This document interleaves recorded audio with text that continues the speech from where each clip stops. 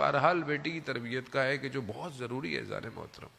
Social media نے قوم اور نسلوں کو برباد کر، جہاں فائدے ہیں مجلس کا جانا، ایجوکیشن، آن لائن، بہت سارے فائدے ہیں یقیناً، اس میں کوئی شک نہیں ہے، لیکن دوسری طرف فساد، برائیاں، گناہ، یہ سب آسان ہو گیا ہے، یہ سستا ہو گیا ہے۔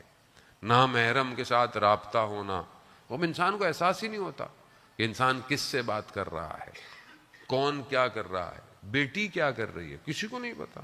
آج آپ معاشرے میں دیکھتے ہیں کہ یہ سارے حدود جو تھے اسلام کے، اسلام تو اتنا حدود کا پابند ہے کہ یہ حکم دیتا ہے کہ جب اگر گلی سے گزر رہے ہو، کسی کے دروازے کا کھلا ہوا ہے تو اس کے گھر میں جھانکو مت۔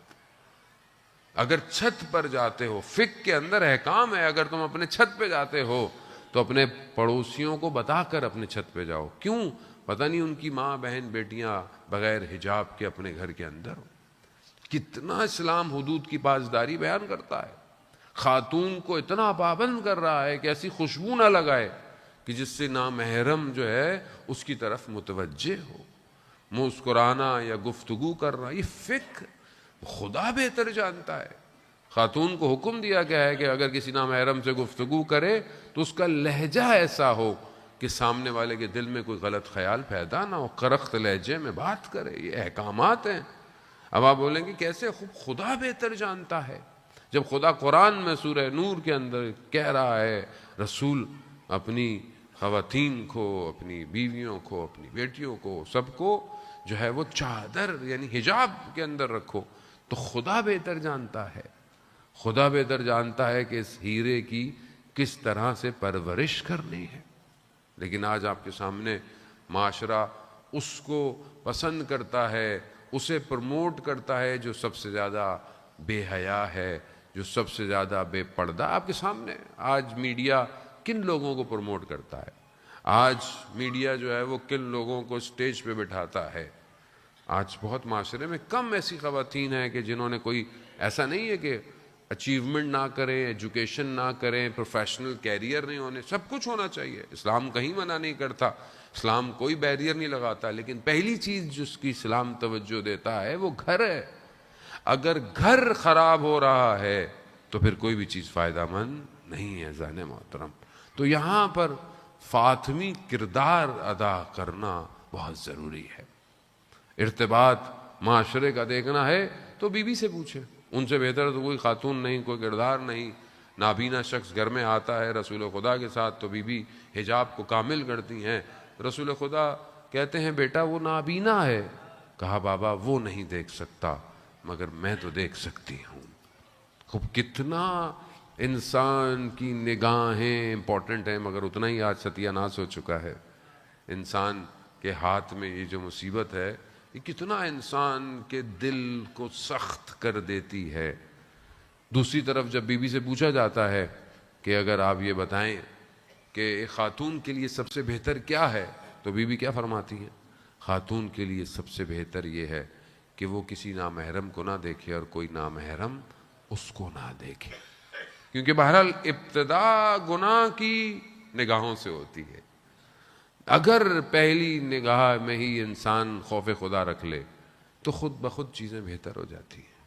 اور معاشرہ آپ کے سامنے ہے عزیزان محترم، پہلی چیز یہی ہے تربیت، اور انسان اس تربیت کے ساتھ ہی اپنے گھر کو بہتر کر سکتا۔ دوسری چیز ایک خاتون کے کردار میں اس کا زوجہ ہونا، اس کا لائف پارٹنر ہونا، اس کا ہمسر ہونا ہے۔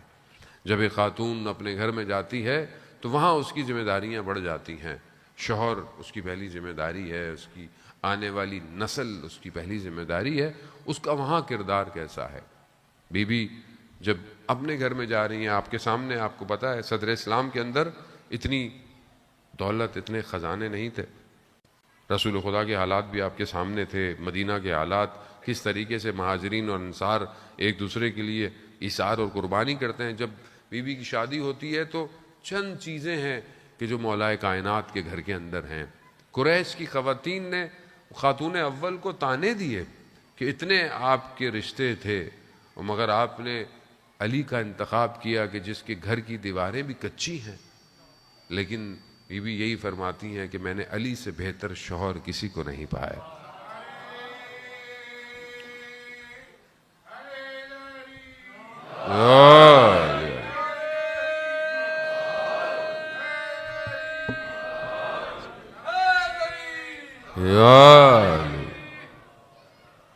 اب یہاں اللہم صلی علی محمد۔ تو آج کیا ہم اپنی بیٹیوں کو یہ تربیت دے رہے ہیں کہ جب وہ کل کو کسی کے گھر جائیں، اور مشکلات اور سختیاں تو سب کے لیے، کوئی گارنٹی تو نہیں ہے کہ آپ سمجھتے ہیں کہ آج ایک شخص ایسا ہے کل اس کے ساتھ کوئی پریشانی ہوگی پریشانی ہے، زندگی ہے۔ تو مصیبتوں کے اندر کردار ادا کرنا اصل کردار ہے۔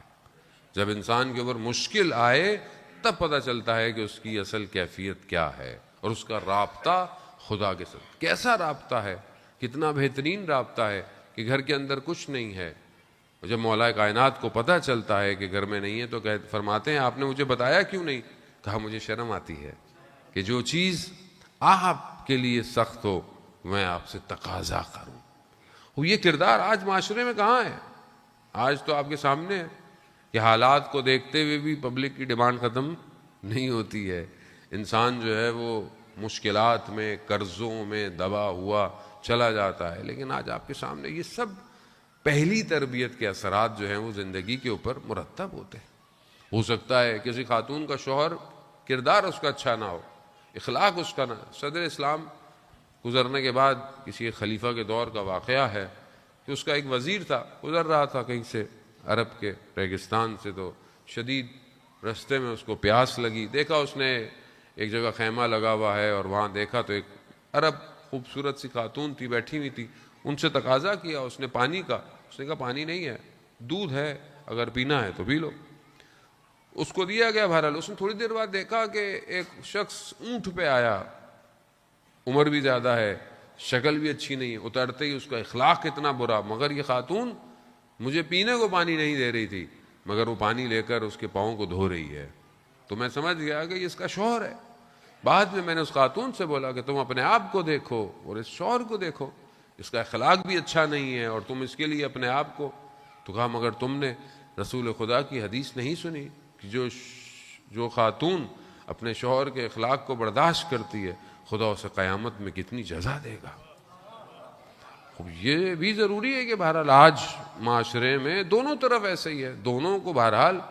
آج تو معاشرہ اتنا فاسٹ ہو گیا ہے، پہلے زمانے میں میاں بیوی میں ناراضگی ہو تو شام تک معاملہ ٹھنڈا ہو جاتا، ابھی تو ناراضگی ہو تو شام تک تو اپنے گھر جا چکی ہوتی ہے۔ اس کی ایک وجہ یہ کمیونیکیشن، یہ موبائل ہے، کہ یہاں ایک پرابلم ہوتی ہے 10-15 لوگوں کو